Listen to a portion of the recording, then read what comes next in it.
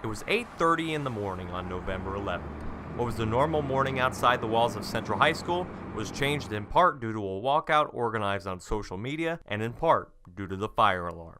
Soon enough, the student body was outside, rallying for various issues important to them, this days after the presidential election. For Junior Riley Kessler, organizing the rally was about more than just politics. I didn't want this to be anti-Trump. I wanted it to be pro-support. I wanted every minority possible in this school to know that they have somewhere to fall back on, and that, I mean, you can tell someone you support them all you want, but they really have to see it. They have to see the hundreds of kids outside saying, "We got you." The voices were strong from students on that day, and the posters lined Dodge Street. The rally was featured in the New York Post and on ABC World News Tonight, which came as a surprise to junior Nick Kohler, who also assisted in organizing the rally.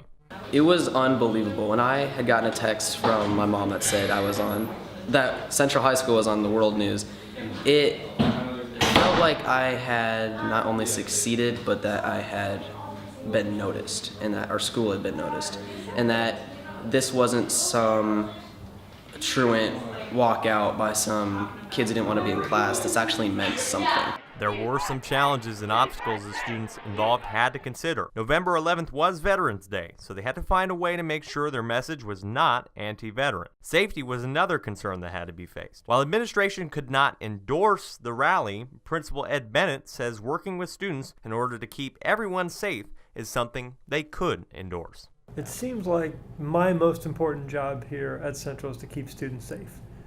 Nothing else matters if they feel unsafe. So when kids talk about walking out, it's one thing to keep them inside the building and monitor them inside the building, and most kids want to be here. They go to class, they eat lunch and so forth.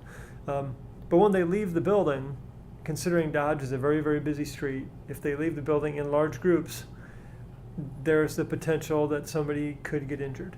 So we always want to make sure that that's our top priority. And so talking with kids about that and kind of getting with them as opposed to working against them, I think is probably the most important thing. As for the fire alarm, Bennett says that it was caused by dust that collected on a smoke head directly above the vending machine on the third floor 3 side. He worked along with the Omaha Fire Department and building engineers to come to that conclusion, dispelling the assumption that the alarm was triggered by a student. Overall, the experience was one that will be remembered, but now, since time has passed, Kessler hopes that she can continue to create positive change in the community. I've actually been working with a lot of people who organize rallies and protests throughout the community. I've been working with them to try to organize something that's not just, walking outside and yelling at the cars. We're trying to find something that's more meaningful, that's actually going to, convey a message that's really getting to people. Once second hour was over, students went back inside and everything went back to normal, as if nothing had ever happened. And while the feelings shown on that day might still remain, students showed that they are willing to move forward together. For Eagle Update, I'm Alec Rome.